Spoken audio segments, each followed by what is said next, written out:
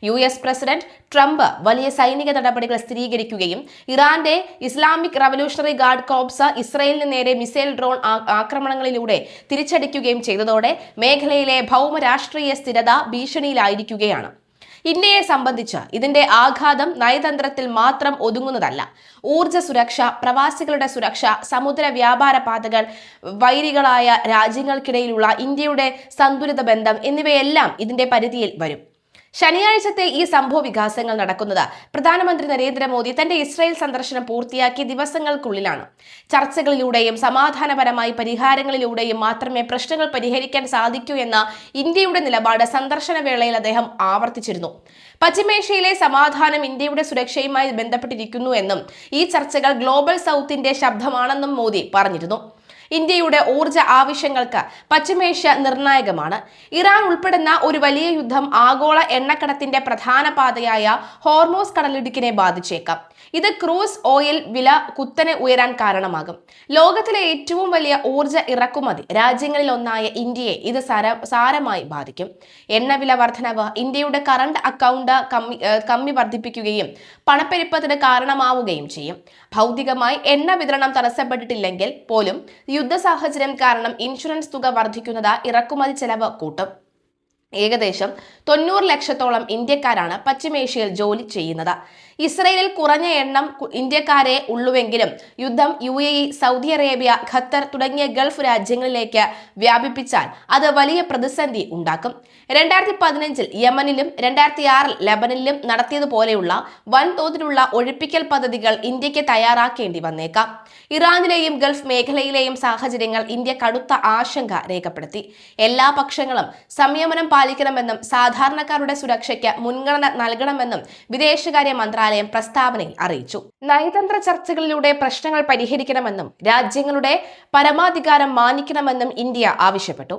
ഇസ്രയേലിലെ Indian embassy തങ്ങളുടെ പൗരന്മാർക്ക് ജാഗ്രതാ നിർദ്ദേശം നൽകിയിട്ടുണ്ട്. അത്യാവശ്യമല്ലാത്ത യാത്രകൾ ഒഴിവാക്കാനും സുരക്ഷിത കേന്ദ്രങ്ങൾക്ക് സമീപം തുടരാനും നിർദ്ദേശമുണ്ട്. ഫെബ്രുവരി 23 ഇറാനിലെ ഇന്ത്യൻ എംബസിയും പൗരന്മാരോട് ലഭ്യമായ മാർഗങ്ങളിലൂടെ മടങ്ങാൻ ആവശ്യപ്പെട്ടിരുന്നു. ഇസ്രയേൽ, ഇറാൻ, അമേരിക്ക എന്നീ രാജ്യങ്ങൾക്കിടയിൽ ഒരു സന്തുലിതാവസ്ഥ നിലനിർത്തുക എന്നത് ഇന്ത്യക്ക് വലിയ വെല്ലുവിളിയാണ്. പ്രതിരോധം, സാങ്കേതിക വിദ്യ തുടങ്ങിയ മേഖലകളിൽ ഇസ്രയേലുമായി ഇന്ത്യക്ക് ശക്തമായ ബന്ധമുണ്ട്. അതേസമയം ഈ ചബഹാർ തുറമുഖം ഉൾപ്പെടെയുള്ള പദ്ധതികളിലൂടെ ഇറാനുമായും ഇന്ത്യക്ക് തന്ത്രപ്രധാനമായ ബന്ധമുണ്ട്.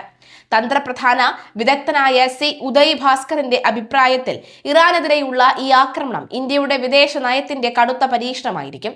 എണ്ണവിലയിൽ ഓരോ ഡോളറിന്റെ വർധനവും ഇന്ത്യയുടെ ഇറക്കുമതി ചെലവിൽ $200 കോടി അധിക ബാധ്യത വരുത്തുമെന്ന് അദ്ദേഹം ചൂണ്ടിക്കാട്ടുന്നു. INUവിലെ പ്രൊഫസർ മുദസ്സർ ഖബറിന്റെ നിരീക്ഷണം അനുസരിച്ച് ഹൂതികളും ഹിസ്ബുള്ളയും യുദ്ധത്തിൽ ചേർന്നാൽ അത് മേഖലയാകെ തകർന്നു. ചുരുക്കത്തിൽ പശ്ചിമേഷ്യയിലെ സ്ഥിരത എന്നത് ഇന്ത്യയെ സംബന്ധിച്ചിടത്തോളം വെറുമൊരു താല്പര്യമല്ല, മറിച്ച് അതൊരു അനിവാര്യം തന്നെയാണ്. അതേസമയം പരമോന്നത നേതാവ് അയത്തുള്ള അലി ഖമനേയി കൊല്ലപ്പെടുത്തതിന് പിന്നാലെ പ്രതികാരത്തിന്റെ പതാക ഇറാൻ ഉയർത്തിക്കഴിഞ്ഞു. ഖോമിലെ ജംഗ്രാൻ പള്ളിയുടെ താഴികക്കുടത്തിന് മുകളിലാണ് ഇറാൻ ചുവന്ന കൊടി ഉയർത്തിയത്. ഷിയ ആചാരപ്രകാരം നീതി, പ്രതികാരം എന്നിവ സൂചിപ്പിക്കുന്നതാണ് ഈ ചുവന്ന കൊടി. രക്തസാക്ഷിത്വം, കൊടിയ അനീതി എന്നിവ ഉണ്ടാകുന്ന സാഹചര്യത്തിലാണ് ഇത്തരം കൊടികൾ പള്ളിക്ക് മുകളിൽ ഉയർത്തുന്നത്. പശ്ചിമേഷ്യയിൽ സംഘർഷം ഇനിയും രൂക്ഷമാകണമെന്ന സൂചനയാണ് ഇത് നൽകുന്നത്. ശനിയാഴ്ചയാണ് US ഇസ്രയേൽ ആക്രമണത്തിൽ ഖമനേയി കൊല്ലപ്പെട്ടത്. അദ്ദേഹത്തിന്റെ മകളും മരുമകനും പേരക്കുട്ടിയും ഉന്നത ഇറാൻ ഉദ്യോഗസ്ഥരും ഖമനേയിക്കൊപ്പം കൊല്ലപ്പെട്ടിരുന്നു. ഇറാൻ സൈന്യത്തിന്റെ കമാൻഡർ ജനറൽ മുഹമ്മദ് പക്പോറും കൊല്ലപ്പെട്ടവരിൽ ഉൾപ്പെടുന്നു. ഞായറാഴ്ചയാണ് ഖമനേയി കൊല്ലപ്പെട്ട വിവരം സ്ഥിരീകരിച്ചത്. ചരിത്രത്തിലെ ഏറ്റവും ക്രൂരനായ വ്യക്തികളിൽ ഒരാളായ ഖമനേയി കൊല്ലപ്പെട്ടെന്നായിരുന്നു ട്രംപിന്റെ പ്രതികരണം. ഇറാന്റെ പരമോന്നത നേതാവ് അയത്തുള്ള ഖമനേയി വധിക്കാൻ US ഇസ്രയേൽ സഖ്യത്തിന് വേണ്ടി വന്നത് മാസങ്ങളുടെ തയ്യാറെടുപ്പ് എന്നാണ് റിപ്പോർട്ട്. CIA മാസങ്ങളോളം ഖമനേയി നിരീക്ഷിക്കുകയും ഖമനേയിയുടെ ഓരോ നീക്കങ്ങളും മനസ്സിലാക്കുകയും ചെയ്തുവെന്നാണ് വിവിധ അന്താരാഷ്ട്ര മാധ്യമങ്ങൾ റിപ്പോർട്ട് ചെയ്യുന്നത്. കൃത്യമായ വിവരങ്ങളാണ് CIAക്ക് ലഭിച്ചുകൊണ്ടിരിക്കുന്നത് എന്ന് റിപ്പോർട്ടുകൾ പറയുന്നു. ഖമനേയി ഫെബ്രുവരി 28 ഇറാനിലെ പ്രധാനപ്പെട്ട നേതാക്കളുമായി കൂടിക്കാഴ്ച നടത്തുമെന്ന് CIA വിവരം ലഭിച്ചു. ഉപദേശകരും സൈനിക മേധാവികളും അടക്കം ആ കൂടിക്കാഴ്ചയിൽ ഉണ്ടാകുമെന്ന് വിവരം ലഭിച്ചു. ഇതിന്റെ അടിസ്ഥാനത്തിലായിരുന്നു ഇരു രാജ്യങ്ങളും പദ്ധതികൾ തയ്യാറാക്കിക്കൊണ്ടിരിക്കുന്നത്. എന്നാൽ പൊടുന്നനെയാണ് പദ്ധതിയിൽ മാറ്റം വന്നത്. ശനിയാഴ്ച വൈകുന്നേരം നിശ്ചയിച്ച കൂടിക്കാഴ്ച അന്ന് കാലത്തേക്ക് മാറ്റി. ഖമനയി കൂടിക്കാഴ്ചയ്ക്കുണ്ടാകുമെന്ന വിവരം കിട്ടി. ഇതറിഞ്ഞ US-ഉം ഇസ്രായേലും ആക്രമണം നേരത്തെയാക്കുകയായിരുന്നു. നിർണായകമായ ആ ആക്രമണത്തിൽ ഖമനയി കൊല്ലപ്പെടുകയും ചെയ്തു. ഇസ്രായേൽ സമയം കാലത്ത് 6 മണിയോടെയാണ് ദൗത്യം ആരംഭിച്ചത് എന്നാണ് റിപ്പോർട്ട്.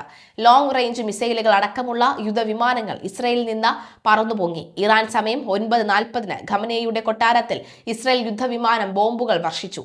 ഇറാന്റെ എല്ലാ കണക്കുകൂട്ടലുകളെയും തെറ്റിച്ചുകൊണ്ട് ആക്രമണമായിരുന്നു നടന്നതെന്നും ന്യൂയോർക്ക് ടൈംസ് റിപ്പോർട്ട് ചെയ്യുന്നു. ഇറാൻ പരമോന്നത നേതാവ് അയത്തുള്ള അലി ഖമനയി കൊല്ലപ്പെട്ടുവെന്ന് നേരത്തെ ഇറാൻ മാധ്യമങ്ങൾ സ്ഥിരീകരിച്ചിരുന്നു. ശനിയാഴ്ച പുലർച്ചെ ഓഫീസ് കെട്ടിടത്തിനുള്ളിൽ വെച്ചാണ് ഖമനയി കൊല്ലപ്പെട്ടത് എന്നായിരുന്നു റിപ്പോർട്ടുകൾ. ഇറാനിൽ 40 ദിവസത്തെ ദുഃഖാചരണം പ്രഖ്യാപിച്ചിട്ടുണ്ട്. ആക്രമണം ആരംഭിച്ചതിന്റെ ആദ്യ മണിക്കൂറിൽ തന്നെ ഖമനയി വധിച്ചുവെന്നും ഡ്രോൺ അല്ലെങ്കിൽ ജെറ്റ് ഉപയോഗിച്ചുള്ള ആക്രമണത്തിലാണ് ഖമനയി കൊല്ലപ്പെട്ടതെന്നുമാണ് റിപ്പോർട്ടുകൾ സൂചിപ്പിക്കുന്നത്. കൊല്ലപ്പെട്ടതിന് ദിവസങ്ങൾക്ക് മുൻപ് ഇറാൻ പരമോന്നത നേതാവ് അയത്തുള്ള അലി ഖമനയി പ്രസംഗിച്ചത് ആണവായുധങ്ങളെയും അമേരിക്കൻ സൈന്യത്തെയും കുറിച്ചാണ്. ആണവായുധം ഇറാന് അത്യാവശ്യമാണെന്നും അമേരിക്കക്കാർ ഒരാവശ്യവുമില്ലാതെ ഇറാന്റെ കാര്യത്തിൽ ഇടപെടുകയാണെന്നുമായിരുന്നു ഖമനയുടെ പ്രസംഗം. റോയിറ്റേഴ്സ് ആണ് അലി ഖമനയുടെ അവസാനത്തെ പ്രസംഗം റിപ്പോർട്ട് ചെയ്തിരിക്കുന്നത്. US-ഉം ഇറാനും തമ്മിലുള്ള ആണവ ചർച്ചകൾ അവസാനിച്ചതിന് പിന്നാലെയായിരുന്നു ഖമനയുടെ ഈ പ്രസംഗം എന്നാണ് റോയിറ്റേഴ്സ് റിപ്പോർട്ട് ചെയ്യുന്നത്. നമുക്ക് ആണവായുധങ്ങൾ വേണം.